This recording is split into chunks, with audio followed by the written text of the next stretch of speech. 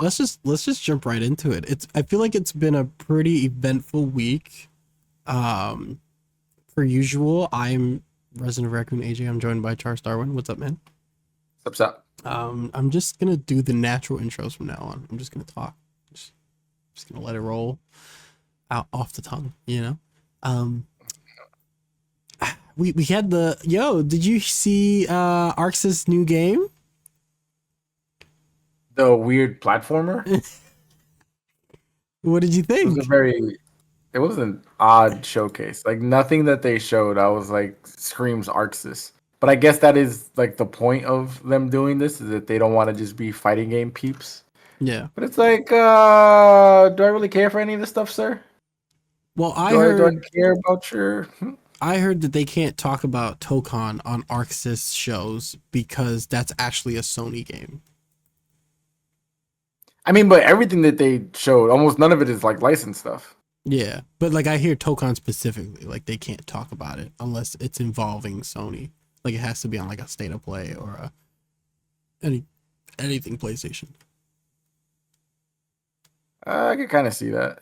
It's kind of wild. Maybe that's like a contract obligation thing. I mean, but they had said from the jump though that it was just gonna be games developed and published by Arcsys. And these are in-house games. Yeah, that's what I'm saying. Like everything that they showed was just them. Like no one else is involved. Which is not like they don't want to talk about licensed stuff. Well, people were expecting a new Blaze Blue. Yeah, but that doesn't make sense to do that when you have Token coming out. That's the problem. Yeah, and then you're still updating Strive. Yeah. They definitely killed fighters. Fighters no longer exist to them. But also like there's a heavy I think Evo has become a staple. Like I'm not trying to say that it wasn't a staple for the fighting game community and fighting game developers back then, but I think since the PlayStation acquisition of Evo has become more of a like a, I don't know how I want to like phrase it. It's become more important to developers. Whereas like they want their games to be showcased at something like an Evo because it's actually ran by a company, like Capcom has Sagat going to be played for the first time. The devs are going to be there. Like the devs don't show up to anything. If you notice any reveal that they do, the devs do it behind like in front of a green screen. They do a nice little recording, but for the first time, like the devs will be there. Like Capcom did the whole, they got the whole band flown out there to play the music live for the audience. So I think that like events like that, they try to align their games to become staples there. So like that's what they focus on. So for example, they showed Under Night, and Under Night, they have mentioned that Under Night will be a top game at Evo. So like that I feel like is what their focus is. I mean, it makes more sense marketing wise because like you have an actual audience, you can record the pop, the moments. Yeah, and then you also grab everyone when they're most interested in the genre, so they're more likely to buy something or like praise it or go online and talk about it. Like if you're at an Evo event and all of a sudden, like you said, the band comes on, they're playing some music, you're like, oh my god, oh, you hopping on your Blue Sky and your X or your Instagram, being like, yo, you gotta look what Capcom did. Check this out, man. Oh, I'm gonna buy blah blah blah. Oh, maybe I'll pre-order because they love shadow dropping them pre-orders. Yeah, them special editions. That's when they get your money. Because that's what they did last year, Evo, where they hired Max to showcase the Marvel vs. Capcom collection. Yep. At Evo. So, like, definitely I think that they want, these fighting game devs are circling their releases, their announcements, and their marketing around something like an Evo. Like, not trying to say that that's where they want to do it all, but they want it to align before and after, right? So, like, you give your Under Night updates, you talk about your Under Night stuff before Evo, and then I'll feel like we won't get really anything Tokon until after Evo. And then we'll get like an announced day before Evo, so the game drops so that it'll be showcased at an Evo next year. You know, like that kind of marketing strategy. I wouldn't be surprised if the Sagat gameplay trailer wasn't at Evo. I wouldn't be surprised either, because he comes out August 3rd. Yes. And they already announced that he will be playable Evo. So yeah, the trailer has to come out at least the week before, because people are going to leak the gameplay anyways. But yeah, so that's exactly what fucking Capcom does every year. It's smart strategy, like you said. For a while, they cut offline tournaments. They put all their eggs in their basket on online tournaments. Now they're bringing it back. I guess they're feeling maybe a resurgence or like a help in sales with stuff like that. I don't think they believed in it, because remember, Street Fighter V was meant to be the competitive game. Like, that was for the competitive player. And I think they've realized that failed. And I don't think that was what failed that game. I think they're realizing now that they have to cater to both audiences. Like, they have to create something for the casuals, but then also create something for the competitive players. Keep both of them coming back. Keep both of them paying money. And I think You got to go the rivals route. Yeah, exactly. And I think this season and this new strategy they're doing with, like, oh, we're releasing skins finally, which is fucking amazing. Which we can get into, I guess, the Capcom Spotlight that happened too. But they were like, we're releasing skins, and which I don't understand why it takes so long for them to do skins. But I guess it makes sense in the sense that they're focusing like on avatar skins and all that bullshit. But finally, like, we're getting something. I think it's so that the models don't break the game. I think that's what it is. Like, having to design a brand new outfit and then not break the game at the same time. I think that's fair, but then I see things like the avatar battles where it's like Michelangelo taking on this mishmash of different Street Fighter skins on another avatar, and then they're combining movesets. Like, have you ever seen any of these avatar combos? Yeah. They're insane. Like, how does that not break the game? I don't know. So I feel like the jank in an avatar battle is completely acceptable, opposed to like a ranked or like competitive match. So like, if the frame data is off in one match to another because like you're doing some fuck shit with the combo creator, I feel like people probably won't even notice it, like probably don't even care, because it's just jank shit that you're doing. Like that's the point. It's just to have fun. It's like you said, the casual aspect. Mm-hmm. Like, no one's there studying the frame data and be like, oh, I was plus blah blah blah. Now I'm minus. Like no one cares. Like, yeah, it's some like 14-year-old fighting like some 25-year-old who's just mashing buttons. But then, like, if you were to like add a costume or an outfit that improves someone's like frame data or like created iframes, I feel like that'd be like a bigger issue, because like we've seen it happen in other games where like even like certain voice lines can't be changed in games, because then it can like break stuff. Because like it happened in Overwatch where like Ryan had like a specific voice line when he was doing his ult that was faster, so like you could like fuck people up with the timing. And again, it's happened with his football skin. It had a different alt line, and it was shorter than the other one. What the fuck? Yeah. So there's like little things like that you have to like worry about. And I'm assuming because they're using the RE engine, I can only imagine like having to deal with like rollback, high ping, and all those other nonsense with the skins playing online. I can only imagine the trouble that you have to go through designing that. The crazy thing is, though, like, they revealed the skins, and immediately I'm like, I'll buy that one. Okay, well, I'll buy that one. Oh yeah, I'm gonna buy that one too. Oh, I'll buy that one too. And it's like, I'm sure I'm not the only person who is doing that while watching this event. I don't know if you watched it. I'm assuming you did. I did, yeah. Like the Cammy one looks amazing. It's a callback to Yeah, it's the old artwork. Yeah.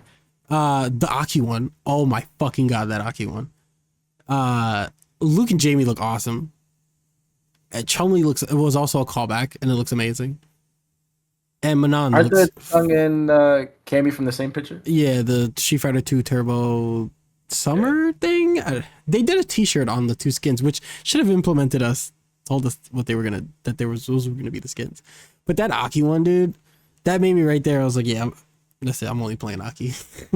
That seems to be the one that everyone likes the most. Yeah, because she looks like a mummy, and I think it just looks so good. And Kimberly looks really good too. I think they all look great. Little Strider Zeke thing going on her back. You mean Zeku? That's his name. Why did I say Zeke? Zeke. That's a fucking. What's the game Cody's from? It sounds like a. What the fuck is the game? Final Fight? Yeah. It sounds like one of those characters. Did I get that right? Final Fight? That doesn't sound right. Yeah. Final Fight with Cody and Guy. Why does that sound weird when I say it? I don't know. But those skins look amazing. What do you think about Sagat? And Poison. Sagat looks pretty cool. I like that he cracks his back. Mm-hmm. He looks taller. I think he's just lankier. He's not as beefy as he usually is. He's getting old. Yeah, I like the old look on all of them. I mean, the only one that doesn't really look old, so like Geef and Honda, they don't look like they really aged. But Chun doesn't look older. Who? Chun. No, Chun looks older. Not really. She has a more aged elegance to her. I think is what I feel when I see Chun. Like I don't see like, oh, she looks old. She just feels older. Like even in the way she moves and plays, she looks. That's two different things. She feels refined. In terms of I guess like she hasn't aged physically, then yeah. But she feels different. Like the character feels older. Like even Ryu, he just has a beard. But the way Ryu fights and plays and presents himself, he feels older. Ken looks older, right? Like, like he looks older. Guile looks older. So does Bison. Yeah, Bison looks older. Cammy didn't age at all. I think she looks older. You think so? Yeah. No. When you put her in the classic suit, she definitely doesn't look like she aged at all. Like Rashid feels even older. And so does Ed. Not like old, but they felt like kids. Especially Ed. Ed felt like he was a child, like a teenager in 5, and now he feels like a grown man. Oh no. What? I tried to Google Cammy Street Fighter 6 and a bunch of like random stuff came up. Some Rule 34 shit?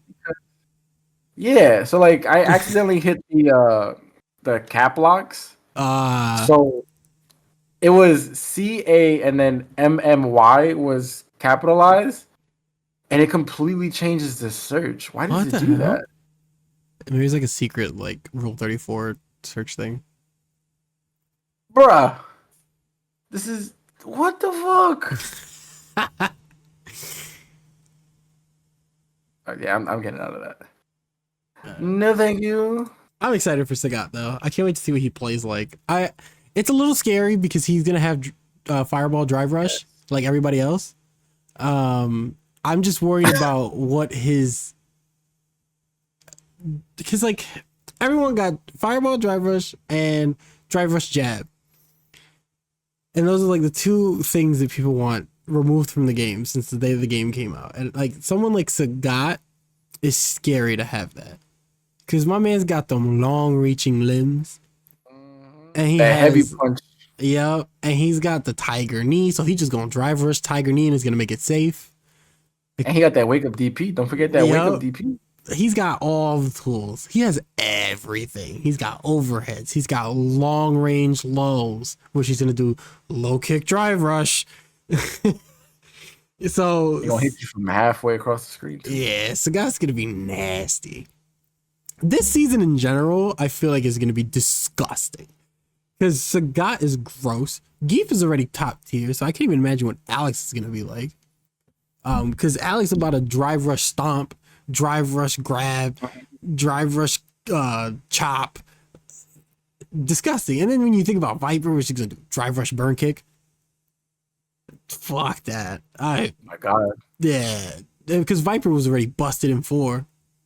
She's gonna fucking do drive rush into burn kick cancel into Seismo. Nah, see, I can't. I can't. This season's gonna be nasty. That does not sound fun. And we don't even know how Ingrid's gonna play. They can completely redesign the character for all we know. Cause her concept is redesigned. So she looks like she's gonna be a Rose Minot type character based off her design. But God knows how busted she gonna be. Cause she played like, what's her name? Is it Athena? Yes. From KOF? SNK, yeah. So I'm not with it. I'm because Athena got them slow ball projectile things. Nah. She about to pop one of those and then drive rush. I can't. This season's gonna be nasty. I think people want Manon back. Yeah, Minot would be gross in Street Fighter 6. I wouldn't be opposed to it, but she would be gross. But shit like this is why I don't take the game serious anymore. I just play for fun. Sometimes just jump in, play some Street Fighter 6. Whatever it is. They talked about Pragmata a little bit. There wasn't really much new in Pragmata. They just kind of showed off, I guess, the gameplay that they had everybody play at Summer Game Fest. The puzzle combat looks interesting. I don't know. Like I want to get the game, but like nothing that they're really showing is like really drawing me in. So I'm just gonna wait a little bit. Mm-hmm. I'm just gonna pick it up and see what it's like. Because otherwise, like the in like the past like what 2-3 months, we've seen the game 3 times, and I feel like nothing is really changing. Yeah, I agree. I mean, you know, I'm a chill out. Yeah, it's a very stale promotion for this game. I'm not really sure what the idea behind this marketing is, but it's not very good. I think they want to show the game, but also they don't want it to take away from the things that they're dropping in the closer future. You know. So then why drop the game at all? I think they're not gonna like actually promote it. I think they'll kick it into gear. I feel like Pragmata is going to be a late 2026 release, and that's because A, they haven't given us a date, and B, because at the end of every trailer they do 2026. Yes, it's real. I think they just want you to know that this game is still happening, but it's also like, hey, buy season 3 of Street Fighter. Also, fight these monsters. Oh, also, Resident Evil is on the 27th of February. So they got a lot going on. They got Onimusha coming out next year. Oh, we don't know when Okami 2 is coming out. Capcom's just making a lot of games right now. They really are. They're making a lot of fucking games. So I don't know. I feel like they could just have fun with some of the trailers, or like even like make up like a cinematic, like a animated short or something to like actually promote the game. yeah, Would be kind of cool or cute. Or like a weird promotion, like do like a crossover shit where like it looks like it's a trailer for another game and then it goes into Pragmata. Like just give me something to make me excited for this game. I think they should play into the father-daughter like relationship. Yeah. Like some of the old like Crash Bandicoot or like Mario commercials. Like do like a retro thing. Mm-hmm. Just something to get people actually talking about the game. Yeah. Because that marketing worked really well for like a God of War and a Last of Us. Mm-hmm. I think they can definitely play into that market. But it just I'm gonna buy it anyways because like I said, I'm always chilling out. But Well, I didn't buy Exoprime. Well, I played it on Game Pass. So I think I played like Yeah, I two didn't days buy that worth of either. it, and I was like, this isn't for me. This isn't my kind of game. But yeah, they opened the show with that. Then they went into the Street Fighter stuff, and then they went into Resident Evil, which it was.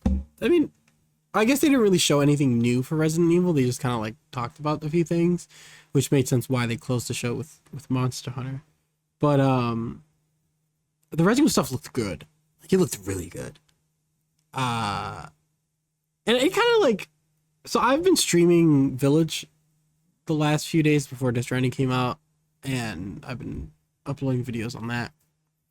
And so I've been replaying Village with more of a open mind, because the presentation that they did for RE9, I was just like, okay, maybe I'm just old. I think that was the conclusion that I got to this, because my coworker, like, he loves 7 and 8 so much, and those are his favorite in the series, but he was a new age Resident Evil fan. And like in the thing, they were like, you know, we're doing a heavy emphasis on 7 and 8 type of vibe with the first person thing, and then they went into how like they didn't use Leon because you can't see Leon getting scared by a bucket falling, blah blah blah. And I was just like, I think it's just my boomer shit that stops me from fully enjoying something like a Village, because I'm stuck in that mindset of like, I need it to be like classic Resident Evil, and I have to realize that those days are gone. Like, those games took place in 1998, and they came out in the years of like 96, 97, 98. And that formula is done. And I think it really hit when they were like, it's been 30 years since the end of Raccoon. We didn't think we can go back to it, but we've been wanting to, because we kind of, this is a requiem for the series. Like, this is the, basically like, I feel like this is going to be the end of that original era. And I was just like, fuck. That's like, that formula is done. Like that originality is gone. Like, those days are gone. That's why they do remakes of those games. And that's why in newer titles, we don't see any of that. I mean, we still see Chris, because I feel like they feel like they have to make money somewhere, and they implement something like a Chris. But yeah, like, I was just sitting there and I was just watching this, and I'm just like, fuck, dude.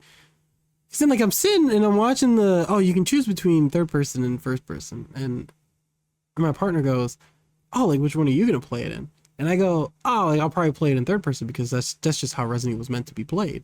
And she goes, oh, but it looks scary in the first person. I'm just like, yo, you know what? You're right. It is scary in the first person, actually. Like, what am I talking about? I probably won't play it in first person. Because, I don't know. Hey, I'm getting old. I don't know about all that, but someone's having a midlife crisis. Quarter life crisis. Look at that. Yeah. So like I've been playing Village again, and I'm just like, this game is pretty good. Like, it's not great. I don't think it's amazing. I mean, top 10 is a very big list. It's not top 5, but I'm just like, this is, I think I could have cut this game a little more slack in my mind as I'm playing it again. I mean, it's been about 1.5 years since I last played it. Whereas like Resident Evil 2 Remake, I play every few months, you know? So I think it's awesome that they're doing the two perspectives. It's just going to keep the boomers like me, who are stubborn and hard-headed and didn't play a 7 and 8 because it's first person. They'll come play it, and it'll keep the new fans happy, which I think is what we should be focusing on, is keeping that new demographic, that new audience. A little bit for everybody. Yeah. The game looks amazing. The way they were talking about horror, like, they're very focused on horror in this game. And I think that made me happy. I can agree with the Leon statement, but I can also disagree with it in the sense of, like, you can still have horror with Leon in it. It's just a different type of horror. Where, like, RE4 is not jump scare horror, but RE4 is a good example of atmospheric horror, where like you can have disturbing images, disturbing It's suspenseful. yes, exactly.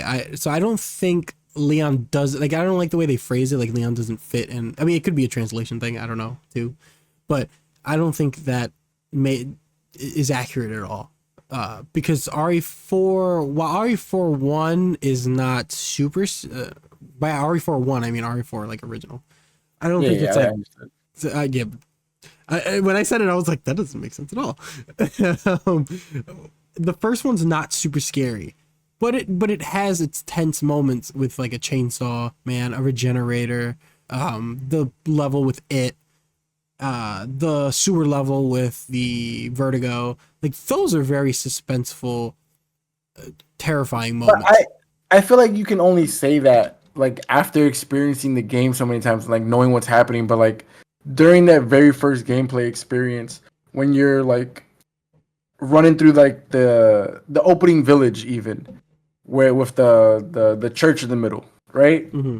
And you have like characters like popping out of homes, or like you turn around and there's someone there. Matelo, cógelo, cógelo. Like that shit is scary. Yeah, it is Like, scary. yeah, I feel like it's such an odd thing to say that like Leon is like this action hero, but I feel like that's like this is one of those scenarios where like because of how the game is now perceived as being so different from like the original formula of the Resident Evil games, then now it's become like a meme to say that Leon is quote unquote action hero. So now the perception is that he's an action hero, but that's not actually the inception of the game, because that game is still scary. Like there's no way you're gonna tell me that game is not scary. Yeah. Like even when you're like walking up to the fucking village and then like seeing the dog fucking caught like in the trap, you're just like, do I let it go? Like what the fuck is gonna happen if I do? Like there's so many moments that are so like tense.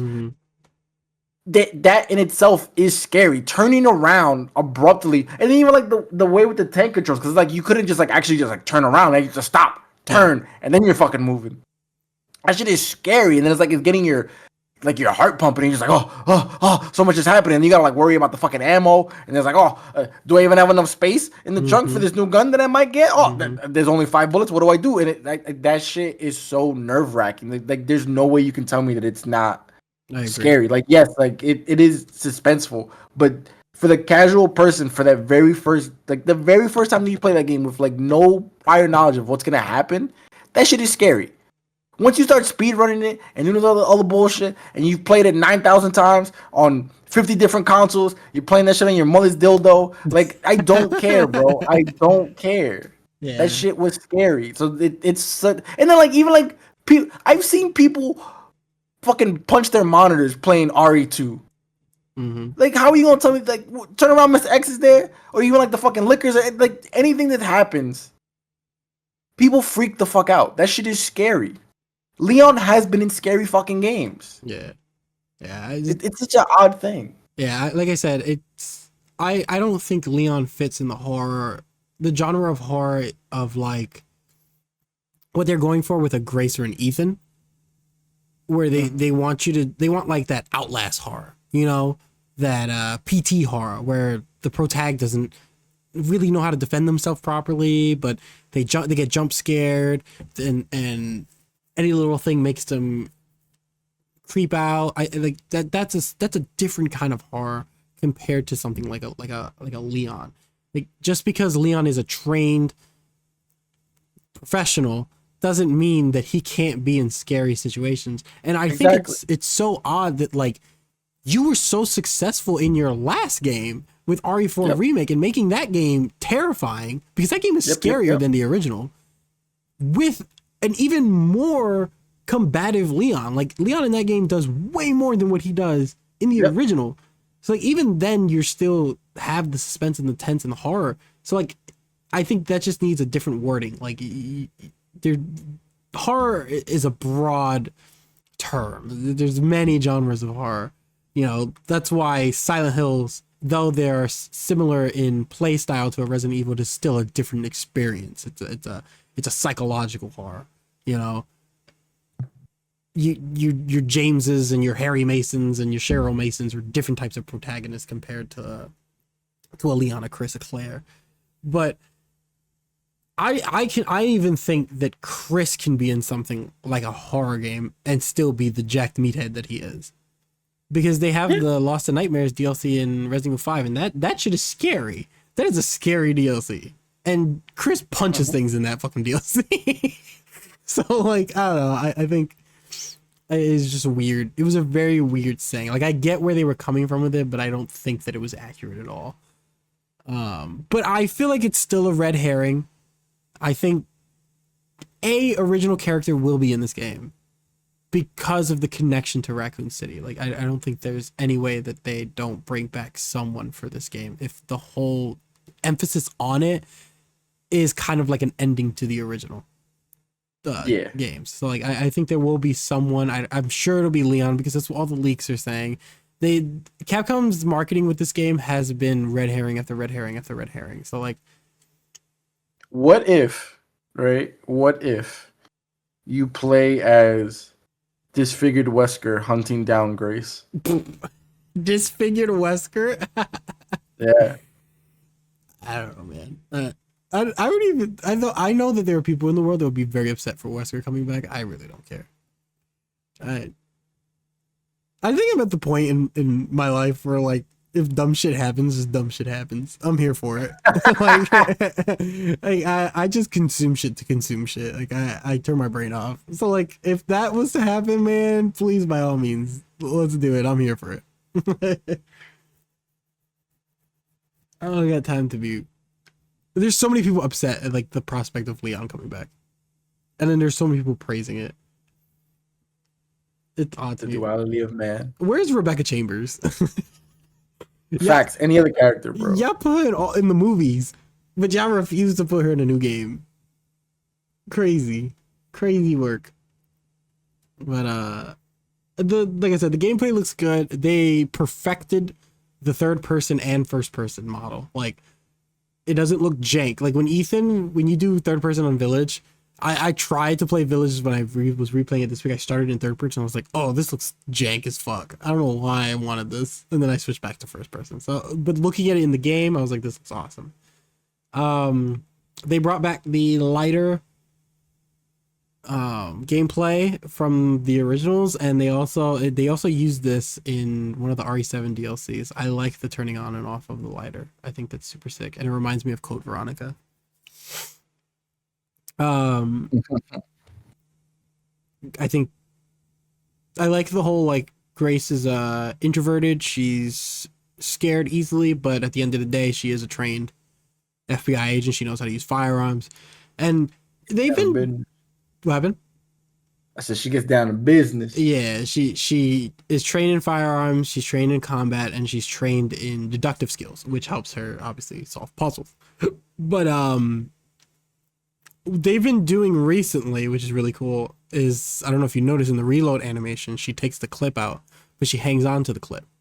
She swaps it with another clip, so that every time she's still, even if you have bullets in that clip, she's technically still preserving them. They did that with Ethan, and now they're doing it with her, which I think it's like those little things that really add up and matter. They showed off the new main hall, which looks awesome. I watched the developer message after on the RE Portal thing. They showed off. Oh, the longer interview. Yeah, they showed off her walking in, like, a street, and it was raining, and they were saying that the emphasis in this, what they were doing was like metal and iron was kind of like the theme that they were going when they were making the world and the concept. And I think that just I think they're trying to return to that city-like feel.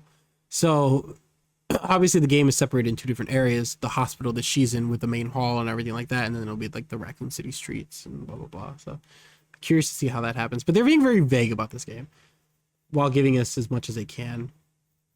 It definitely feels like a passion project.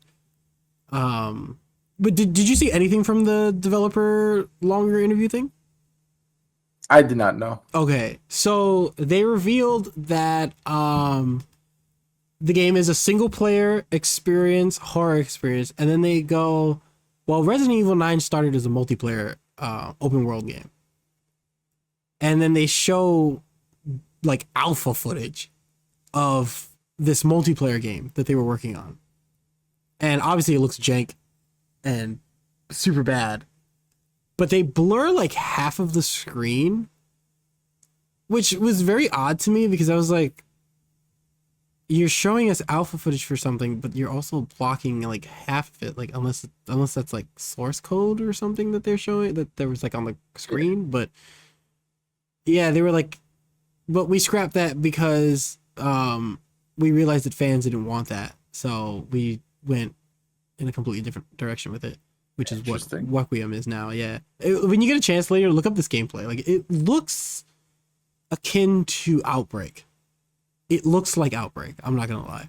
It's third person, over the shoulder, and they showed two people in the city. These zombies like bust through out of a store through a window, and they were like shooting them up. And then they showed another clip of this person getting eaten, and then they shot the zombie off of that person. And then on the top right of the screen, there was like a percentage gauge, which reminded me of Outbreak, because in Outbreak you have that gauge that goes up, and once it hits 100%, like that's like a timer. It's like the game ends. You die immediately. So there was like that percentage gauge, and it was going up. It was like 15%. And someone translated the Japanese to it saying toxic gauge. And so like that, like I said, everything just looked like Outbreak. But then they had abilities. So like each person looked like they had like a vaccination thing or a healing item. It was very weird. And I was very shocked to see that they showed that. Yeah, it was interesting. And I'm glad they scrapped it. That's one, because mainline Resident Evil games need to remain. They were about to go the Final Fantasy 11 and 14 route on that one. And I don't think they should do that with mainline titles. And B, your last like 3 live service games completely bombed. So what gave you the inclination that a mainline title should be an online experience is beyond me. But then you're doing that for a mainline series. Why don't you just do that shit and call it Outbreak? But I don't understand. I don't understand at all. But then they went into like the hair follicles, how they were trying to get it to work perfectly in the RE engine, and that was kind of where they left the interview at. They talked about something else. I forgot what it was. They showed off the enemy that stalks Grace. That thing is terrifying looking. It's tall as hell. Oh, I'm not gonna watch this then. They showed it bust through the ceiling. So she was kind of like walking, and then it just pops up. So from interviews and stuff that I've listened to from like Max and stuff, it sounds like Alien Isolation. Like it sounds like that's how it's gonna work, which is terrifying, because things like Mr. X, Lady D, and Jack, they worked on like a set path. They had a predetermined area, whereas like this feels like it's sentient. It's thinking, it's working on its own. It's listening to your footprints, what you're doing. So I think that is true. They're calling it addictive horror. That's the marketing that they're going with it. It's not. It is just addictive horror. You're meant to be scared, but meant to want to keep going. That's how they want it to be. They realized that what the games were built upon and what it was made famous for is what they need to stick to, which is good verbiage to hear as well. There was something else that they fucking said that stuck with me. I don't remember it now, but it was a very good interview to listen to. They were talking about how RE7 was that return to form kind of horror, where it was like hide, escape, but you still were able to fight back. That's like good survival horror. Then they were talking about how like Resident Evil 2 was the Resident Evil experience. Like it was leaning more into an action horror, but like a just more of a return to form. And then 4 was like their constant, like obviously they're like very actiony horror, like super fast paced movement and all that. And they want this to be kind of like a amalgamation of it all. A magnum opus. And what is curious to me is that they didn't mention Village. And they didn't mention obviously 3. Like those 2 games feel heavily ignored. And the funny part about it is that those were the 2 games made by Capcom Dev 2 before they fused the 2 dev teams and made it 1 dev team. So it's definitely like, yeah, the people who made 7, 2, and 4 do not give a fuck about those 2 games. And it feels bad because you can tell that those games were just thrown out. Like, yeah, I don't know. And they talked about, oh, go ahead. No, you keep on. No, go ahead. See what you're going to say. No, there was nothing like important. No. And then finally, they were just kind of like, somebody asked in a interview, they were like, was making Village third person like a prototype type thing? And they were like, no, like that wasn't really like us working on a prototype for what the future would be. That was just us realizing that you needed both experiences because we didn't want to alienate one certain fan base versus the other. Because they were like, we were alienating the older fans with 7 and 8, and then we were alienating the newer fans that we got in with 7 with something like a 2 and 3, and a 4. So they wanted to bring everyone together for 9. Well, for 8, they wanted to bring everyone back for 8, and then bring everyone together for 9. And I was like, okay, you guys are like listening to your fans, but also like, we've been asking for a Resident Evil 3 director's cut for a long time. Every time I see Resident Evil 3 remake, I'm just like, you just give us like a director's cut or something. Like, should I give some love? I didn't watch the Monster Hunter stuff though. I obviously did. Yeah. So this is your turn to talk because I didn't watch any of it. Why didn't you watch any of it? I was there for the Resident Evil stuff, and I had just got home from work, and I hadn't showered yet or anything. I kind of just took my scrubs off, sat down on the couch, turned the shit on really quick. I thought the Resident Evil stuff was going to be the last stuff. So I was like, oh, I'll watch all this stuff. And then Resident Evil came on, and then once it was over, and then I saw how long we had left for the Monster Hunter stuff, I was like, no, I'm going to go take a shower and whatever.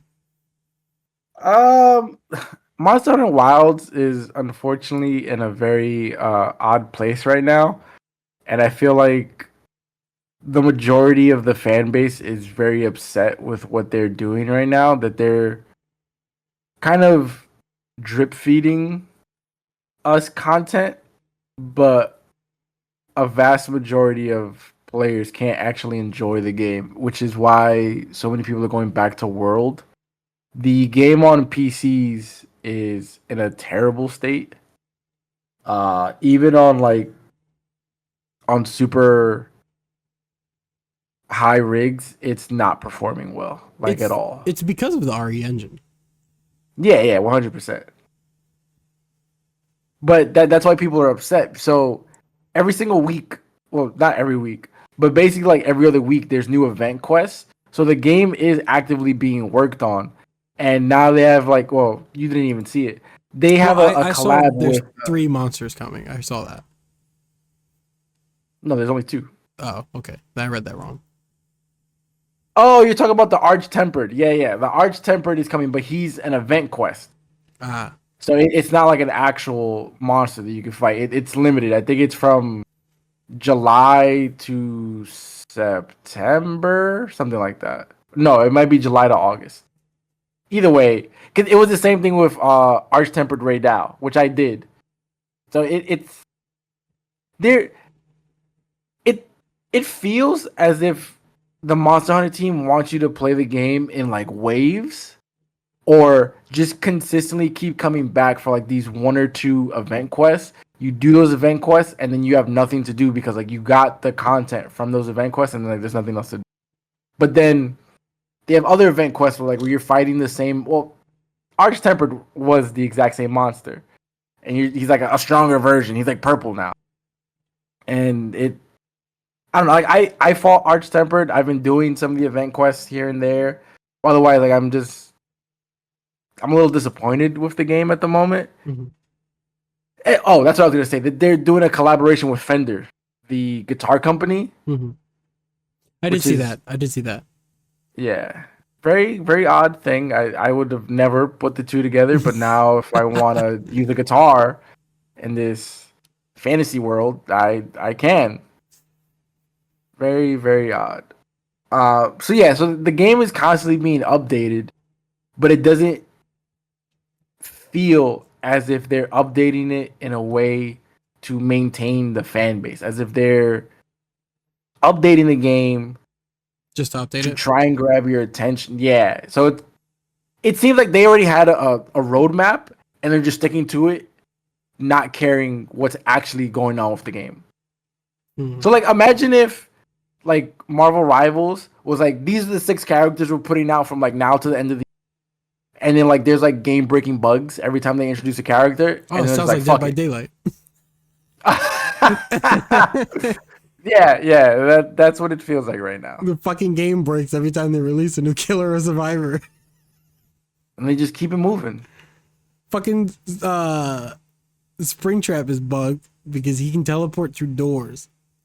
But Yes. the door opens and there's no animation, he just appears. So like he'll walk through the door, he's invisible as he's walking through the door, and he just appears. And he's silent, right? Like his terror radius turned off. Mm-hmm. So they have to give him like an exit animation.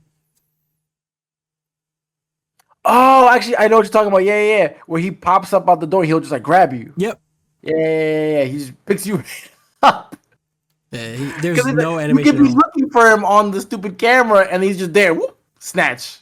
It's not even just that. It's just like, because the issue with it is that every door is attached to a generator. And on certain maps, the door can be literally right next to the generator. So the door will just open. You don't see him for like a second, and then he'll just appear. He's already been there, and he'll just hit you. And there's no like telltale that he's traveling, unless you know that he is somehow. I see what you mean. Yeah. So like in some maps, it's just busted. And obviously he's long range. Well, he can just chuck an axe if anything. Yeah, that was the other thing. So it's just the game is consistently in a poor state every release of something new. And you have other heroes that other killers that never get buffed. Like no one should ever be playing Trapper. Literally. Which is wild because the last 2 killers that they dropped, now Springtrap and then Kaneki, they're also 2 of the best killers in the game now. Yeah. So like y'all drop either the worst killers in the game or they just busted as fuck and the best killers in the game. Make your mind. And then you get like the spirit who gets nerfed into the ground. Literally for no fucking reason.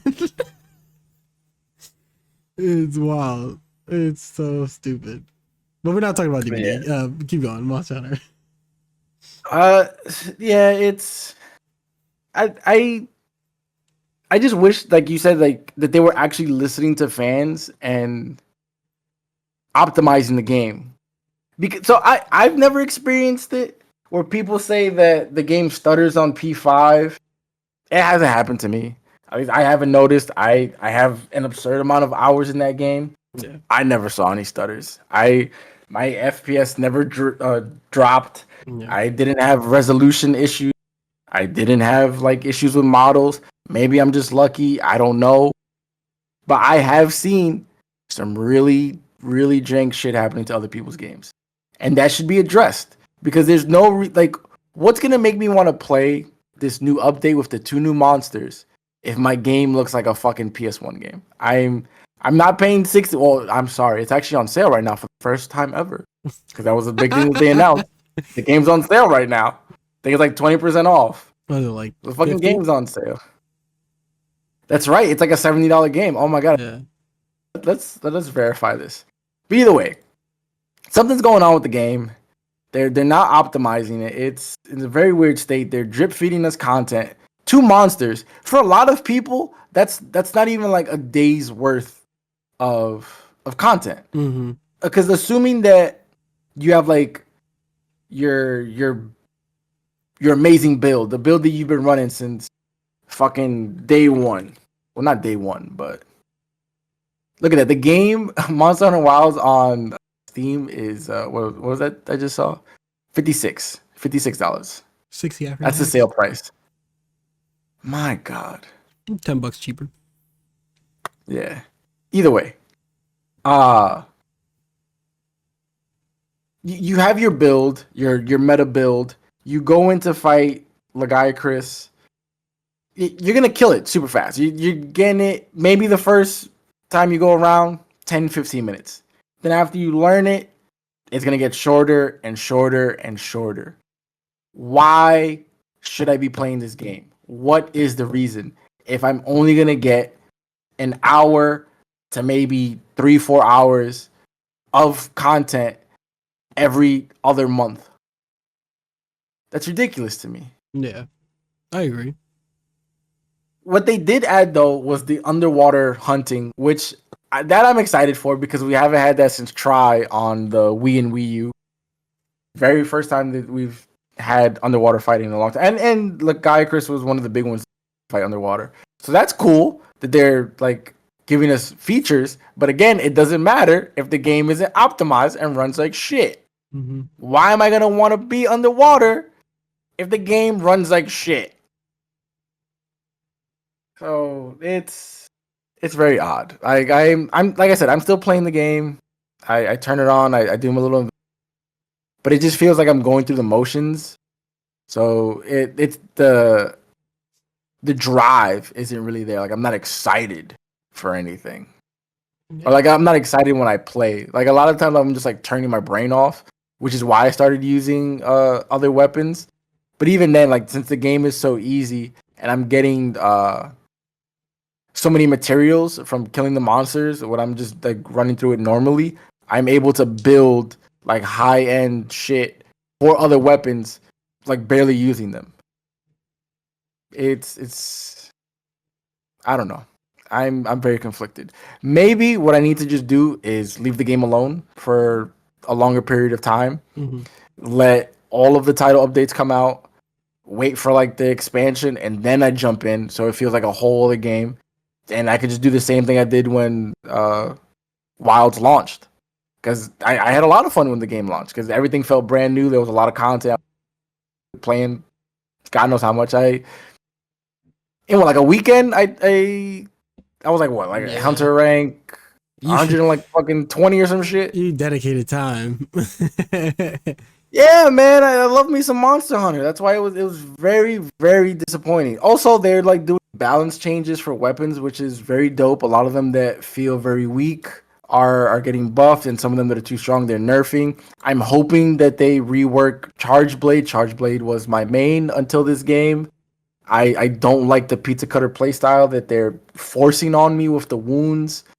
I know that there's other ways to play the SAD, but it just doesn't feel optimal. It doesn't feel fun, especially when I have to like completely ignore a mechanic in the game.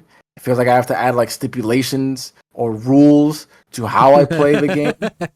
It's like that's not what I'm here for. Like I want to be able to use all of the mechanics at my disposal to kill these monsters. I shouldn't have to tell myself that I'm not gonna use wounds to make this one weapon fun. Yeah. Because then I'm missing out on opportunities and materials that come from these monsters. But also the wound system is what makes the game too easy. So it's like, what the fuck do I do? Like, do I play the game? Stunning him. Yeah. And that's assuming that like I'm not running like a paralysis weapon or a sleep weapon. And like my Palico was coming up and putting him to sleep. I'm like, bro, like, can you fight back? Please fight back. It's like fucking Arkham goons. Yeah. I don't know, Monster Hunter. I don't know what's going on. Yeah, Capcom went weird with this one. I don't know what I'm lying. I know what the idea was. The idea was to make it more accessible. It seems like all of the criticisms that extremely casual people had about the game are like why it was such like a heavy hurdle to overcome. They were removed from this game. But those are not the people that are playing the game post February.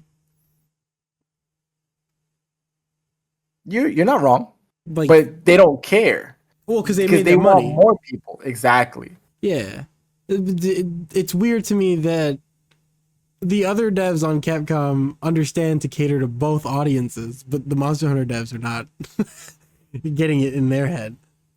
No, Like literally Street Fighter devs are like, yeah, we got this avatar battle bullshit battle pass for the casual people, but we gotta also show some love to our ranked people.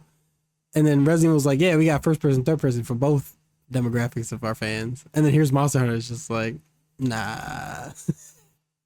Accessibility everywhere.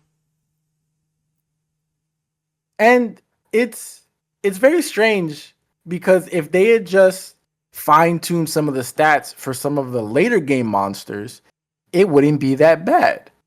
If you increase the difficulty, I'm not just saying just like add health or increase their damage output.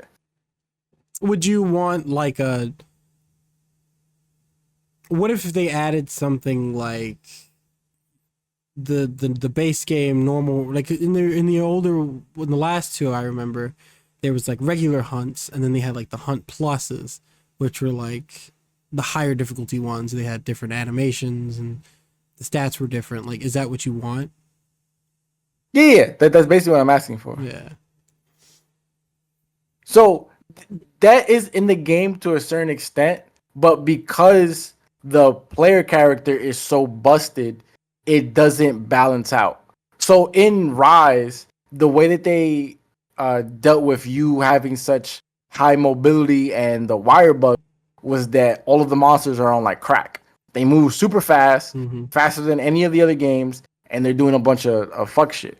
Which, granted, if you spam a lot of like the wire bug or like silk skills, you kind of trivialize. Yeah, trivialize the difficulty, but that's like something that you have to learn. Yeah, In Wild, you don't have to. Yeah, you don't have to learn anything. It's just, oh, he's red, hit R1. Oh, he moved, turn the camera. Like there's not much in terms of committing to Wilds, which I think is the bigger issue. Yeah, because in World you have to commit. In Sunbreak, even though people say it's easy, you still have to commit.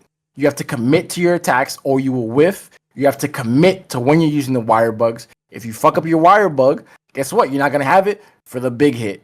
People die constantly in Sunbreak. It's a very common thing because a lot of people say the game is too fast. Like the Rajang, that boy will bounce all over the fucking walls and kill you. He will Goku your shit from halfway across the screen and then grab you and throw you into the sun. He don't care. He's a fast boy. Where are my fast boys in Wilds? Where are the guys that are gonna like really fuck up my shit? Because right now the only ones that are doing it are like Gore Magala, Shiva, and I guess Arkvale to some extent.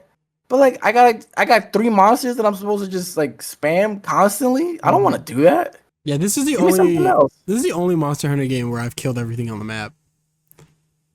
Yes, we did that. We did that on multiple maps. It's crazy. I don't think I've ever done that in any other Monster Hunter game. I want to go back to it. It's a very odd place. I want to go back to it. I have to keep playing it. I want to keep playing it. There's just a lot that's going on right now. I would say wait. Just wait. Yeah, I was gonna wait till these new monsters came out since like I haven't touched anything past the reveal of the Rathalos. So yeah, or was it the Rathian? I don't remember what it was, but it was the Rathalos. Yeah, like the regular one. Yeah, Rathalos. But yeah, so like I feel like there's some content still for me to scratch. Yeah, I don't think you fought Gore Magala. Yeah, so maybe when these new monsters come out, I'll take a little dabble in it. But yeah, see, like that makes sense. Like what you're doing, like to put the game down, let it build up. So it's like when like you're watching a new TV show and you don't want to do that week to week shit. You let the episodes build up so you can binge it. I feel like that's what they want you to do with Wilds. But then why should I care? Like for that, just put everything all together in one giant update. That way it brings everyone back and everyone's playing it at the same fucking time. Yeah. It's weird. It's very weird. I don't know. Maybe they'll switch it up for us at the year update. Maybe they're cooking. We'll see. I would hope so. Because remember, this is all all of the shit that's coming out now was already made. Like it was already in development. They can't really go back on this kind of stuff and like tweak things. They have to release it as it is. But anything that'll come out like in the year one pass type of thing, like the Sunbreak or the Iceborne, like that, they can tweak, they can rework, they can really work on. So hopefully that's what they're doing. Let us hope. Yeah.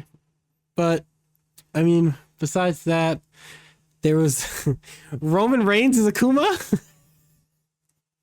Oh, yo, that fan casting is just it's not even. It feels like a fan casting. Actual casting. It's disgusting. Literal fucking casting. 50 Cent is Balrog. Yes. And then I think Orville Peck is Vega. For whatever reason, he wears a mask, so automatically he's Vega. I don't.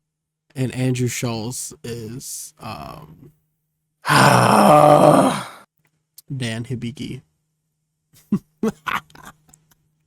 I don't know what this movie is, man. I'm not watching this movie. No one should. Absolutely no one should. The director shouldn't even watch this movie. Well, now we know where Roman Reigns is. Why he hasn't been on TV.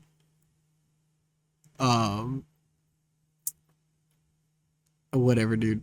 He's gonna be like, hoorah! Hoorah! Hoorah! Ryu, acknowledge me. I am your tribal chief. Put your ones up for Akuma.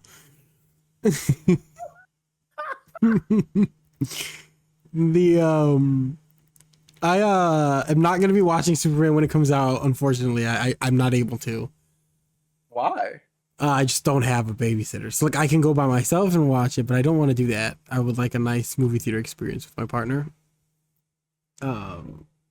So we're double featuring on the day that Fantastic Four comes out. Oh. Yeah, so we're doing Fantastic Four first, and then we're going to watch Superman after. So on the 25th, I will be watching both movies. So if you end up watching Superman before me, you could let me know if it was good or not, but I don't want any spoilers. Isn't there going to be like an overload? That's so much to consume in one day. Hey, man.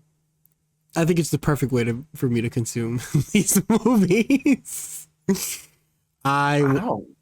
You're gonna be like, while you're processing Fantastic Four, you're gonna be watching Superman. Yep. Ugh. Yep. I don't know if I like that. It's the only way I can do it. Yeah, I would do what you can. I wouldn't be doing it if I didn't have to. But we don't have a babysitter, and my mom is flying in. Seas are calling you. What happened? I think the high seas are calling you. The high seas? Yeah. You don't get the pirate joke? No, I don't get the pirate joke at all. Oh, I get it. The Nintendo lawsuit. Heard you. Somehow Nintendo's gonna slap us with a lawsuit on this one. Maybe I'll take a nice gander and look for some booty, but I don't know. I'm just saying. It's gonna hurt me a little bit if I do that. Just so you can again, just process the films on their own. The issue is that, so like the way I structured it, like I thought that I was like, okay, I'm going to watch Superman first because that's what came out first. But I feel like I wouldn't be focusing on Superman because I'll be too excited to watch Fantastic Four, because out of the two movies, obviously I want to see Fantastic Four the most. So I was like, okay, I can get my nut out essentially and watch Fantastic Four. And and like I'll be good and chill for the round two, like the round two will be nice and calm because I'm good. I got it out. Now watching Superman, which I'm also excited for, right? Because round two is never worse than round one. It could still be just as good or better. But oh my god. What the fuck are you saying to me right now? Yep. That's exactly the comparison that I am making it to. sir. And by that, I mean, like back-to-back matches of Street Fighter. I could lose the first one and win the second one. Yeah. Yes. The audience definitely agrees. Yeah. But yeah, I'm doing the double feature. I'm excited for it. That's how we're doing it. That's how we're structuring it. Yeah. Have you played or seen anything of Death Stranding 2 yet? I have not. No, I have not had the time, unfortunately. I'm about 5 hours in. I haven't really had too much time to play, but I've gotten a good amount of play time to garner a first impression. This game is fucking unbelievable. There's a good amount of dick sucking that gets done when it comes to Hideo Kojima. But I feel like sometimes it's warranted, sometimes it's not warranted. But this one right here, this shit warranted. This game is great. Like, and I'm only 5 hours in. I can drop the word fucking masterpiece, but the game could take its shit in a dive in the next like 40 hours and it could be terrible. This game feels like next gen. This is the first game that I have played on this current generation that I said, this is fucking current gen. It is. That's all I've been asking for. It's fucking gorgeous. And there's no ray tracing, no Unreal Engine 5 bullshit, no fancy words that they throw at you when Sony sells games to you. Like, this just feels like a passion project. That's one. There's a lot of love put into this game. I teared up. This is just more of a personal thing. I teared up in the first 10 minutes of this game. And that's just because of the baby. Like, the baby just hit me on a different level. Seeing Sam be a dad and like the way she interacts with him and all that. The game literally opens with that. And I'm just like, oh, emotion overload. Pretty cool. Yeah. It is very emotional. Like, it very much hits you. And I think it's akin to if you played the game previously and you fell in love with the characters, but also I feel like if you're jumping into this, the game does a good job of introducing the world better than the first game. So like the first game felt like it was a very niche product. You had to be a certain type of person to enjoy Death Stranding 1. And I think with Death Stranding 2, you have to be a certain type of person to enjoy its gameplay, but there's less of that daunting, oh, I'm just going to commit for the story. Whereas like the first 5 hours of the game, they throw everything at you. So when you play Death Stranding 1, it takes at least an hour and a half to get into actually playing the game. Whereas you're literally playing the game in the first half hour. You do your first connection, you do your first trip, and literally they're like, here goes your next trip. Here's your next trip after that. And here's your first. So like a MGS4 to like a MGS5 experience. Yes. But MGS5 at some point lacked its character development and storytelling. No, but I'm talking about like the beginning of the game, like how it like gets you into the actual game itself. Yeah. Like all the exposition and stuff. Yeah. It's a little less because MGS5's first hour is filled with a lot of like hallway simulator bullshit where you're crawling on a floor for like 10 minutes. I hate MGS5's opening sometimes. But yes, it does introduce the world to you. Are you counting Ground Zero as opening, or like is it like? No, I'm counting Phantom Pain. Okay. Yeah, I'm counting Phantom Pain. Ground Zeroes is amazing. I love Ground Zero. Yeah. That's why I'm like, do you consider them like one game? No, unfortunately, I sometimes I forget Ground Zeroes exists. Yeah. So it literally, like, the game starts, you can watch a recap of the first game, which is cool. Or you can skip it. And then it throws you into the world and you're literally just playing. And immediately, once you get into the world, first of all, it's gorgeous. I'm playing it on a PS5 Pro, so I don't know if that affects anything. I don't know what the difference is to a base PS5, but on a Pro, it is fucking phenomenal. I'm running it on quality mode, and it's still running at 60 FPS for me. Wow. Yeah, the world is gorgeous. The world is absolutely fucking gorgeous. And already there are environmental hazards. So like there's now little spiders in the world that like latch onto you and attack you. There's new mechanics like so in the older one you can build towers that like heal your shipment and when you sit under them. In this one you can take your backpack off. So you take your backpack off, leave it under the tower thing in case the area in front of you has BTs, and then so you can like take it off, leave it there, and then go fight the BTs, clear it out, and then come back. So like in the first game there was an emphasis. Yeah. So like in the first game there's an emphasis on like avoiding things. In this game they're like, nah bro, here's a bunch of grenades and a fucking assault rifle, and you can kill and clear out this BT area. And like the people who yeah, so like the people who live in that area, they're heavily affected by you clearing out this BT area. Like they'll call you and send you like a little email that you give them a thumbs up for, where they're like, hey, like thank you for clearing out that area. Now we can build there, or we can like do something with that land. So the game just furiously back to back teaches you about it and what you can do, what's new, what's original. There's weather hazards. So earthquakes happen and you have to steady yourself. They happen at any time, and they create landslides sometimes if you're near mountains. So rocks will start falling, so you gotta avoid the rocks. There's sandstorms. There's obviously the rainfall. Rainfall now creates floods if it's heavy rainfall. So like certain rivers will start to overflow, and they cut out certain paths for you. So now you have to just figure out how you're gonna traverse this path differently from when you traversed it before. I haven't seen anything else beyond that. I'm sure there are other hazards, but yeah. So like now you can fight BTs more religiously without it feeling weird. The stealth is much better. Fighting mules and like bandits doesn't feel as daunting because of that mechanic that you can drop your cargo. Like you can just take it off. Because in the old one, you would unload your cargo and you have to pick it all back up.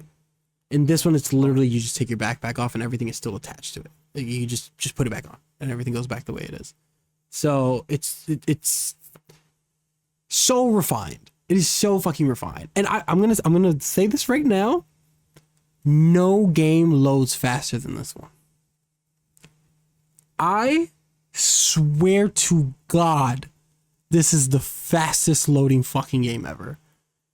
I have quit the game to go back to the menu, click continue, and I'm literally in the game. It just starts. There's no, you don't even get to breathe. You don't get to blink. You click continue and the game's there. I fucking swear to God. Interesting. And you can do it in the open world. So at first I was like, oh, like I did in the safe room. Like that doesn't count. So I was like, I'm going to go to the open world and quit the game. Bro, it loads instantaneously. You can't even get a thought out. Like you just press the button and it appears. It happened to me and I was just like, what the fuck? This is next gen. This game is so fucking good. It is and when I was seeing the reviews for this game, like people were praising this fucking game, and people were like if you didn't like Death Stranding before, you're gonna love Death Stranding now. And I agree. Like this is a masterpiece. And like I said, I don't want to drop that word too heavily, but like it, as of right now, it is perfect.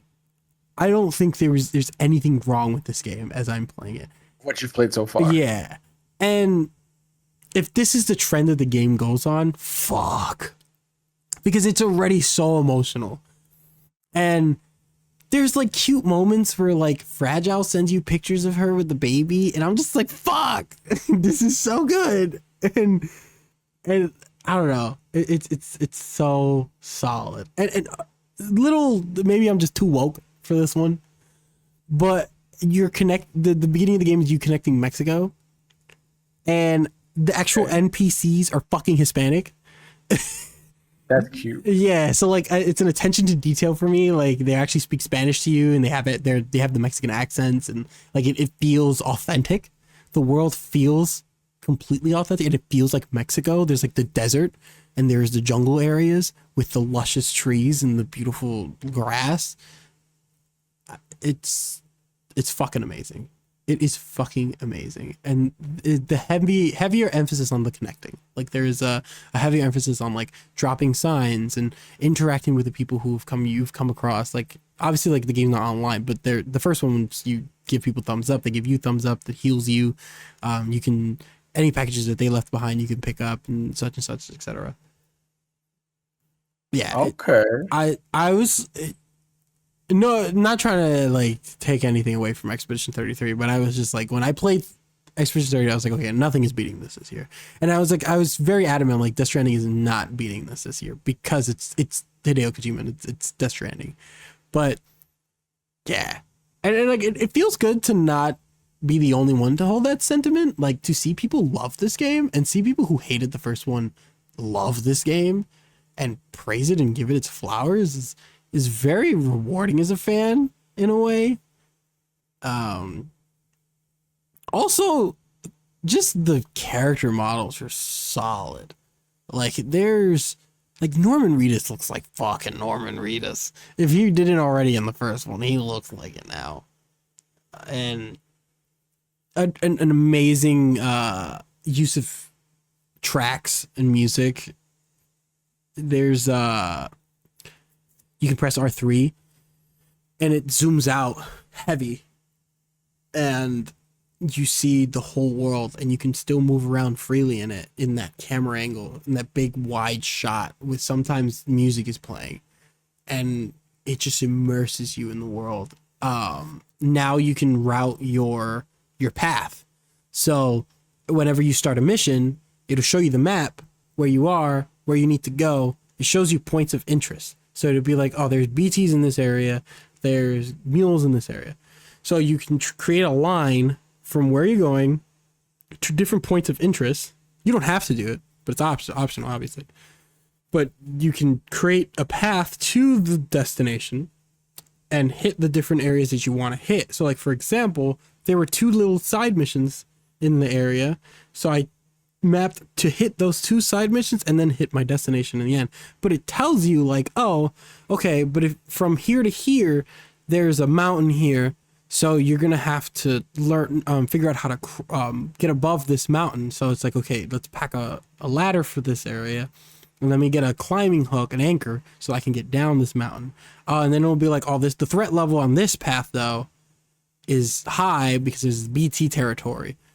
But then they'll be like, oh, but this person from this destination wants you to clear this area. So it's like, okay, so I could just build a tower here and then clear these BTs and I can get that mission over with and get some things from there. And then they'll be like, oh, wait, but this mule camp has resources that this destination needs. So then you'd be like, oh, well, I can hit that one because they're called aid requests. So you'd be like, oh, I can hit that one and then get these resources and take it. And when I hit my destination, I'll come back from this destination and bring it to this place. So it's just a heavier emphasis on like the world, exploring the world. It's so good. It actually sounds pretty amazing when you put it like that. It's fucking fantastic. It is fucking fantastic. And the acting obviously is superb. As they usually are. Yeah. And Hideo likes to make movies. So but you can tell he listened to the criticisms of like how long it takes to get into the game and into the rhythm of the game, where he was just like, bet, you're just gonna play now. Like you're just gonna jump into the world and that's it. No, bet. Yeah. It's cool. It's really fucking cool. And like there's moments in the cutscenes where they'll be like, oh, yeah, I ran into the beach. I want to know if I have a beach. And then a little thing pops up in the right corner and it'll say the beach. And you can like hold the options button and then it'll tell you what the beach is. And kind of like comic books. You know, like in comic books, they'd be like, this reference is from Spider-Man, Amazing Spider-Man issue number 24. It's like you go to issue number 24 and you get the reference and then you can come back. It's kind of like that, where it'll be like, oh, this is what a beach is. This is what Sam knows about the beach from the first game. And then you'd be like, okay, so now I'm not lost in this lore. So like there was a scene where Deadman is like, oh, my ha and my ka. And then it'll be like ha and ka. And then you click on it and it tells you what that is. So it's like, oh, if I'm ever lost in this fucking cutscene, you can tell me what is being discussed here. I wonder if other games will ever do that. I don't think other games are as complicated. Neo Kojima games is what it is. No, but sometimes like I feel like certain games, like, especially like certain sequels, like that would make everything so much easier. Like even if it's a bullshit little like, you know, like how sometimes when you like Google something, you get like the, you know, like something like that, just like a little 2-3 sentences. Yeah, nothing crazy. I think that would be amazing. But like imagine if they did that for God of War. That would be sick. Yeah. It would be like, Athena condemned me. And it'd be like, wait, hold on. Pause. Yeah. What did Athena do to Kratos?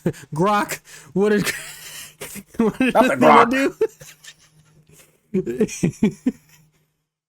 Oh, yeah, it's dope. They changed the cufflinks to a thumb ring. So he has to put his thumb up and then the little map pops up. And I was like, oh, see, they're connecting it to the last game. That's cool. But yeah. That's an interesting little thing, little tidbits. Yeah, where they're kind of like, oh, Fragile doesn't teleport anymore, so you can't fast travel anymore. But obviously, like, Lou is not a BB anymore, so to combat that, they're like, oh, well, Sam's dooms have grown and leveled up, so now he doesn't need a BB to see BTs. He can see them now, like Fragile can. So, yeah, like they made little changes like that, which is really dope, because that's what I was always wondering. I was like, well, I don't have Lou anymore, I don't have a BB, and I doubt Sam wants a new BB. But then they answered my question. I was like, okay, never mind, I'll shut the fuck up. He knew what you were gonna ask. And immediately you get like 3 new types of BTs in the first like 3 hours, and they introduce you to boss fight combat. Oh, there's VR missions too. I think I saw something about that. Yeah. So now they teach you how to properly do combat in the game, which is dope. And it feels like Metal Gear Solid VR missions. There's a line in the game where someone drops Phantom Pain and it's in quotations in the subtitles. And I was like, oh, you motherfucker. But yeah, it's really good. It's really fucking good. It's shaping up to be my game of the year, and possibly if it continues like this, I don't see this not being in my top 10 video games of all time. Like, this is how fucking good it is. Yeah, it's still, I think it'll take a certain amount of convincing to get someone to play this. But I don't think it will be as daunting for them to stay as it was for the first game. Does that make sense? Yeah. So yeah, like I think there's enough in the first 2 hours for someone to be like, oh, I get this. Like, I understand. As opposed to the first one where it was just like, ooh, I'm an hour in and I'm still in cutscenes. So. Yeah. Anything else you want to add? Have you been playing Rido? I have not. No. No, never mind then. Yeah, I don't think there's. Did you see that esports is gonna allow sports gambling? What do you mean? So you know, like how you can bet on like a football game, and it's like official betting gambling. Mm-hmm. Oh, so like I can bet on like Overwatch games or Valorant. Well, it's Valorant. I'm not Valorant. It's Riot Games doing it. It's the heading this charge. For Valorant and League, you can start betting on games officially. What the hell? I think was it through DraftKings? I'm trying to remember what company it was they were allowing you to do it through. But yes, you can now gamble on esports. I'm not gonna lie, if they were like, yo, Street Fighter 6, you can get and be like, yo, let me get $20 on Punk right now. But yes, I'm assuming it's because there's so many other games in the market, and esports did not blow up the way that anyone 10 years ago. Mm-hmm. And a lot of these games have teams that just aren't bringing in the money. Mm-hmm. Mm-hmm. I don't think there's that many people that actually. I unfortunately think that right now the way that esports is handled is that people are more likely to watch a streamer watch a tournament than watch the tournament itself, or actually go fly out to an event. I agree. Like, you're more likely to watch Max, watch Evo, and get what is that? That's like 3 commentators, because you have like the 2 official commentators, and then like Max himself talking, and then you're like interacting with the chat, assuming that you're like on his Twitch or like his YouTube membership. Yeah. Opposed to actually watching the tournament by yourself in an isolated way. I don't think this is going to benefit anybody. I agree.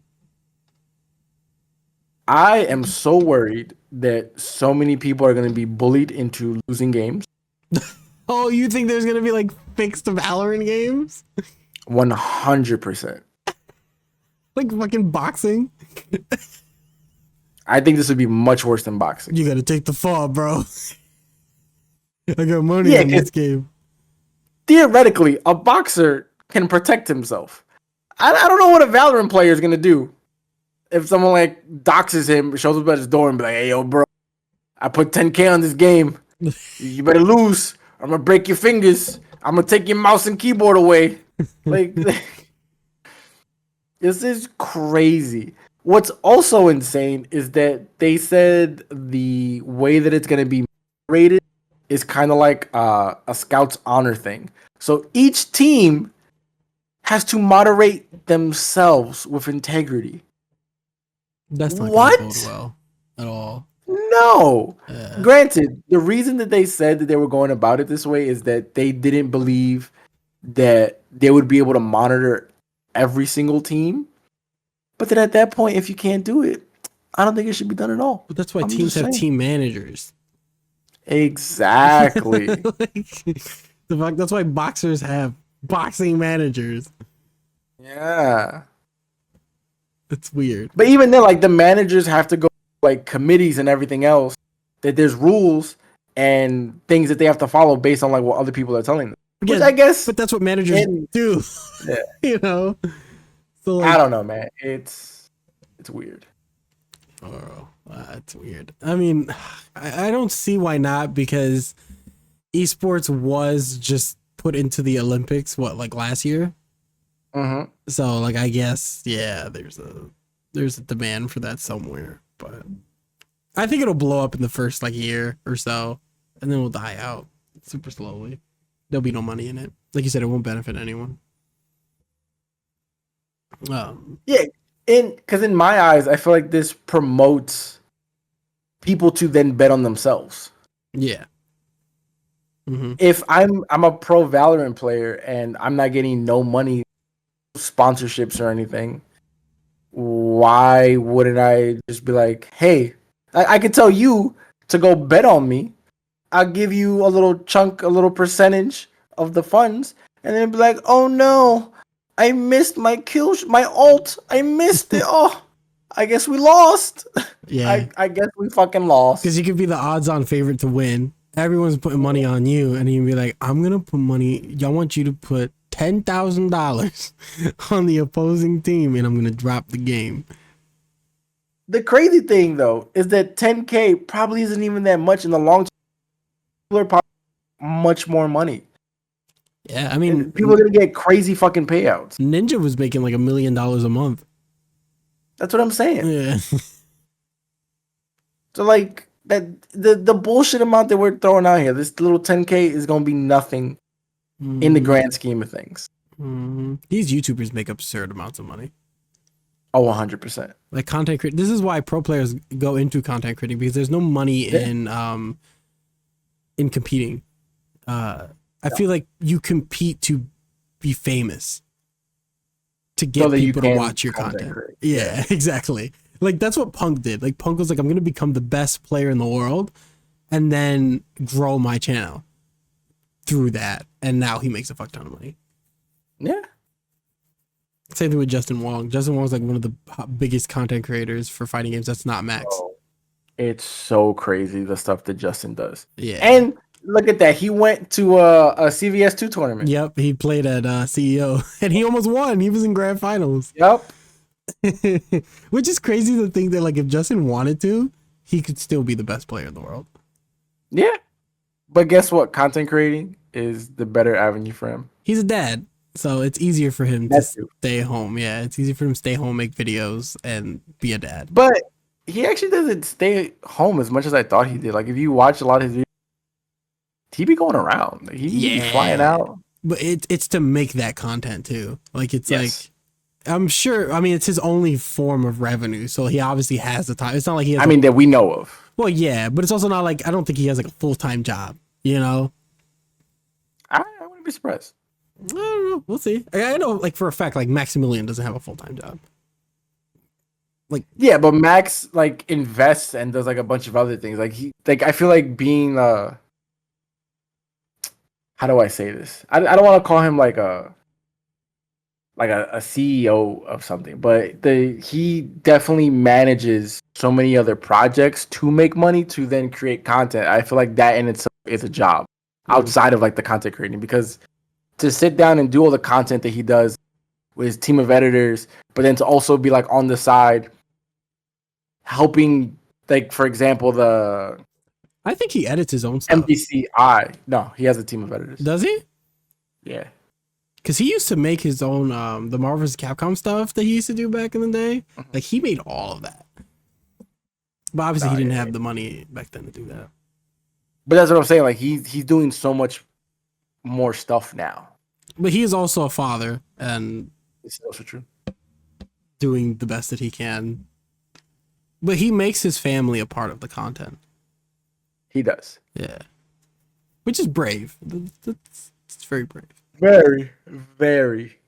But it for him it's a dream because of that. Like because he can show his daughter on stream, and because he can show his wife on stream, and they can play together, and his best friends and like his literal brothers are there next to him the whole time, the whole step of the way. So obviously that must be amazing to feel, you know? He has no drama.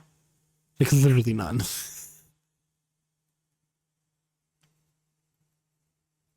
But yeah. Yeah. I just think that Max does more on the side than it seems. Because MVCI, right? That's no, what was it that he called MVCI Beyond. That. Yeah, that was no simple task. No. And it wasn't like he wasn't involved there very much every step of the way. Well, he got the dudes that made the Marvel 3 mods to help him with that, which they cooked with the Marvel 3 mods. They did. Yeah. He gave them more money, essentially. It was like, hey, I can help fund this even more than whatever it is you're doing. We can make it 10 times better with MVCI. So yeah, but it's definitely the esports world is very curious. I mean, obviously they think there's a future with it. I don't think I think still like stuff like Valorant and Overwatch and League, they have massive audiences. Like the audiences are probably bigger. Whoa. I don't want to say they're bigger than the FGC because Evo won the record for the biggest esports event in Vegas, and they've held a few like league tournaments in Vegas. So I don't want to say that, but I think that it's still a hard pill to swallow for normal people. Like, I don't think that's an audience. Like I think the audience is limited. If you understand what I'm trying to say. Yeah, I mean you're not wrong. Yeah, even fighting game, competitive fighting games, is a harder thing to swallow. I don't know. Maybe fighting games are a little easier to get into than watching someone shoot people on Call of Duty, because that's just benefited by IPs like Street Fighter and Mortal Kombat. Because people, those are, and like Tekken, like those are beloved IPs that casuals know, normal people know, you know? But like ain't nobody, no normal person know about like a Valorant. So. Yeah. I think it's still. I feel like even like saying the word out loud to assume it's a weird computer game. Yeah. Like for the longest time, I think that's how like CS:GO was. Mm-hmm. But if you go like Mortal Kombat, they're like, oh yeah, that's to finish him with the scorpion. That's boomer talk. Actually, yeah, I was about to say, now that I'm thinking about it, like I feel like there's more. I think we're just in a different generational gap. I don't think we're part of the generation that would know the Valorant. I definitely feel like there's probably more people from like the age range of like 22 and lower that are aware of Valorant I agree with that. than the people that are like 23 to like 45 that are aware of like the Mortal Kombat Street Fighter thing. Yeah, I agree. But it's also like my mom watches me play Street Fighter sometimes. So Yeah. like, and like she knows the characters and like she knows some of the lore, and like my mom is as boomer as it gets. So like, Yeah. there's more of an audience, I guess. Like I think it's like I said, I think it might be a little easier to get someone to watch like a Mortal Kombat tournament. And it's not like, hey, let's put this on and watch this. It's more like if they're watching it like passing, you know. Whereas like sitting down and watching a bunch of like dudes with esports jerseys on with headsets shooting each other, I think it's just a harder. Smash players, yeah. Yeah, like Smash. I think Smash is hard. Also, I think like out of all the fighting games, I think maybe Smash might be one of the harder ones, along with like the anime fighters. Yeah. But yeah, like I don't even want to watch competitive Smash anymore, just because of the bad taste that is left in my mouth. Every other week, bro. Something. Oh, with every Mango this past week, yeah. I don't even want to talk about him. I don't even. Yeah, it's just weird. It's very weird. Did you see the Mr. B stuff? Since we're Mr. talking Beast? about YouTuber, yeah. No. So Mr. Beast launched an AI thumbnail creating thing. The So fuck? you can sign up for it. I think it was like $50 for the year or whatever, for the month or whatever it was, and you can type whatever you want, and it will create AI thumbnails for you. So like, if you were a content creator and you struggled getting thumbnails or commissioning thumbnails or making thumbnails, literally you could pay for the service, and you can get any thumbnail you want. You can type in like Mr. Beast eats a burger in Egypt, and it'll create a thumbnail for you. So I wonder what that TOS is like. he dropped this thing. It was a big announcement. And what do you know happened? It backfired. People were not happy for obvious reasons. I mean, but doesn't he do a lot of stuff that people don't like? But then he still has like so many fans. Yeah. So yesterday he backtracked on it. he canceled it. So Oh. yeah. So he canceled it, and he doubled down on the cancellation by making it now a tool to help you find creators to make thumbnails for you. So I guess he's turning it around for himself for publicity reasons. But this definitely backfired out of everything. Yeah. Oh, he made like a Fiverr? It's basically his own Fiverr. Fiverr Yeah. Mm-hmm. So he's getting people to like sign up to be on the program, so that now you can search for. I mean, I don't know if you've been on Fiverr recently, but I have, and it's very difficult to find good people on Fiverr now.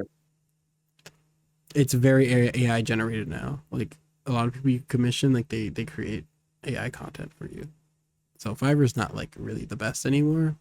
What I do on Fiverr is I filter it to smaller creators. So Makes sense. I'll filter it to like level 1 people, and it gives me a bunch of like level 1 people, and then I'll read through the reviews to make sure that they actually do the product, and I commission through them. and it's always cheaper because obviously they're smaller, but also you're helping them out and not helping out, because I know what it's like to be a small creator. Like it's a struggle. It really is. Sometimes there's days where I'll gain like 1 or 2 subs and I'll have a video blow up on YouTube to like 100 and something views, and then there are days that I'll drop a video and it's got like 10 views and I'm not getting anything from it. So the struggles. Yeah. Like there are days I stream and I get 0 people. There are days I stream and I get like 10 people, and it's pretty cool. So it's a grind. It's a grind. It takes a good year or 2 to really get something going, but you have to keep going at it. That's the thing with consistency. I think it was you that taught me. It was like you have to break the algorithm by just continuously uploading. Yep. And I have not stopped uploading a video. I've been uploading every day for the last like 2 weeks, and it's been working. It's been working. I'm glad. So it's a little, I mean, I fit it into my schedule well. So I do it now when the baby goes for her first nap. I have all that time to edit. So when she wakes up, things are just being uploaded. So I got one generating on Adobe. It's making like the video for me. It's saving it to my PC. And then over on the other screen, one is being uploaded to YouTube. So she has helped. She is we have a custom schedule with her. Nice. I'm falling into the father mold. But yeah, this is good. I'm enjoying content creating. So before it felt like a chore. Now it just feels right now. I don't know what it is different about it now. I'm kind of doing the same thing I always did, but it doesn't feel like a chore, which is good. There's more intention behind it now. Yeah, there's more of a grind mindset. I think it's also just like I've been pushing myself in general these last few months. I think it's Elena, like 100%. Like there's no, she's my reason for everything. She motivated me to go back to school. She motivated me to do better work, to be a better person. So, yeah. Not to get sad at the end of this. Why would that be sad though? Like sappy. Not to get sappy at the end of this. That's the word I'm looking for. I don't think there was anything else in the week. The week was pretty eventful. There was a lot that happened this week. Or the last week. So I mean, I don't think really there's much happening in the next week. We're gonna see if Mephisto's real next week, and if he's actually gonna be in Ironheart. Didn't that already come out? The first 3 episodes did. It's getting review bombed. It was getting review bombed before it even came out.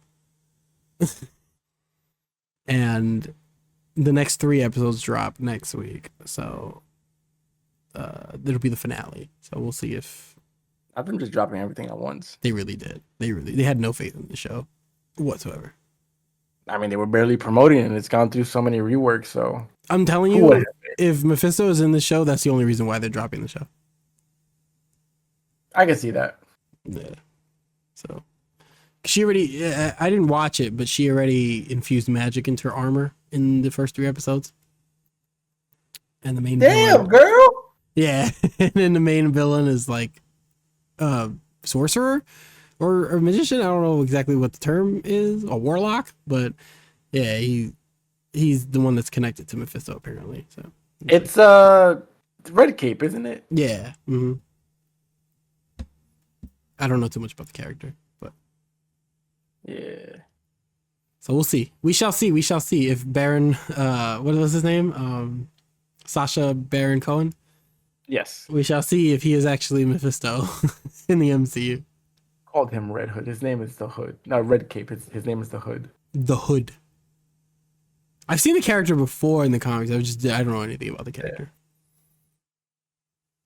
Yeah. There's nothing else going on. You got anything to add before we skedaddle out of here? I gotta play some Death Stranding. That's what I'm hearing. What do you think I'm gonna do right after this? I'm gonna play some Death Stranding. You're gonna play me some fucking Death Stranding. I'm gonna go deliver some packages, connect some people. Yes,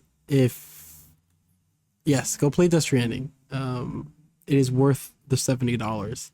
This is one game that I could say that like you will get your money's worth immediately when you start the game. And if you were skeptical about something like a Death Stranding, give Death Stranding to a try if you want to pay that money. I mean, but even if you want to wait for a sale later down the line, I highly still recommend the game. There is still a walking simulator aspect to it that you will have to adapt to, but the game gives you enough now compared to the first one that it blows it out of the water. So yes, play Death Stranding. The reviews are correct. The praises are correct. The glaze is real. The glaze is real. Is true. Yeah. Sometimes the Kojima glaze be a little too much, but this one's warranted. This one is definitely warranted. But all right, guys. He said I recommend 10 out of 10 Gluck Gluck. Yes. We chill on this one 100%. Oh man. It's crazy to think that like how much discourse there is in gaming right now in terms of like how expensive it is, next gen consoles that we don't need, Switch 2 kind of just like not being talked about anymore now that it's been released, and there's no games for it. Just like Xbox charging your firstborn to get something, and then Sony don't know what the fuck they're doing with their fucking console.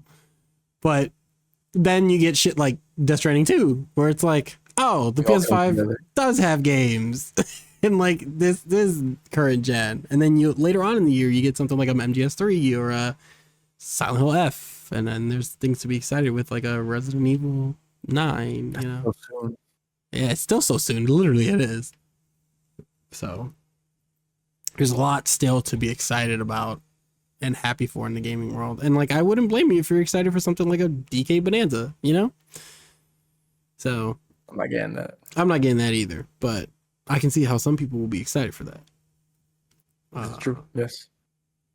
But yeah, don't forget to drop us some likes. Some people were leaving some comments on my older videos, my Resident Evil ones. So like, talk to us. Tell us what you thought about that Capcom Spotlight thing. Will you be buying Pragmata? Will you be interested? Are you excited for Resident Evil Requiem? Like I am. Do you want Blaze Blue to make a return? Do you want them to bring back that IP? Yes. Or make something completely new? I've seen a lot of people asking for like a One Piece Arcsys games, which would be very, very interesting. I'd be down for that. I'd be down for a Naruto one. I'd be super fucking down for that too. Bandai got something to say though. Yeah, well. Do you guys think that AI is the future for making thumbnails? They advanced though. Will you be gambling on esports events? Would you gamble on an FGC event like an Evo or a Capcom Cup or a Tekken World Finals? Tell us what you think. What do you think about another Samoan in WWE, like taking TV time for the other wrestlers who work harder, if just as hard, if not harder than them? And that outro's getting very long. God awful CM Punk John Cena match. No, don't talk about that, please. No. But yeah, drop a like. With his Kendrick Lamar Drake bar. Please stop. Fucking old man Punk. Jesus Christ. He looked like a grandpa out there. He looked like that Steve Buscemi meme where he's in the Yes. school. Hey kids, how you doing? Yes. What's going on? Yes, he did. I didn't make that correlation. Yeah, that's exactly what he looked like. The moment he stepped out, I was like, please stop. Please.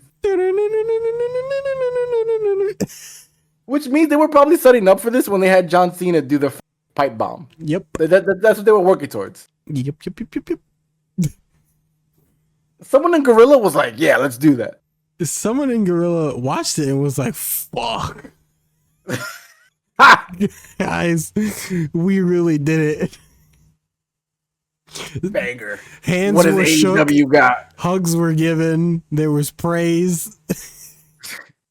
Champagne bottles open. Triple H was back there, was like, hey guys, you know what would really kill? Another Tony Hinchcliffe WWE event. That shit would sell like hotcakes. Because the last one went so well. Let's do another one. Disgusting. Oh man. I don't know, man. I don't know what that company's doing. That company could keep it. The company can keep whatever the fuck it is they doing because I'm not buying it and I'm not interested in that. You won't catch me dead paying for a WWE ticket.